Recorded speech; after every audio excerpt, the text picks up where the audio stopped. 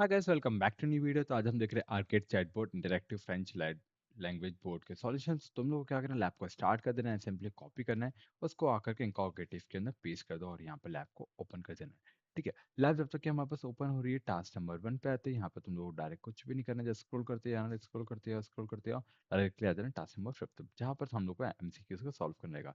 तो वेट करते हैं क्वेज के पेज के लोड होने का।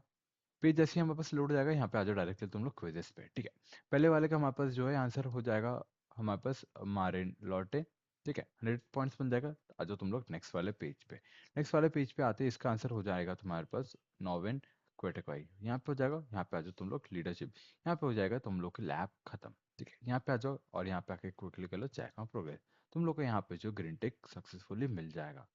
यहाँ पे जैसे ग्रीन टिक मिल जाएगा, तुम लोग को लैब को कर देना है एंड यहाँ पे होती है हमारी lab and. Thanks for watching this video guys. If you like the video please share and subscribe.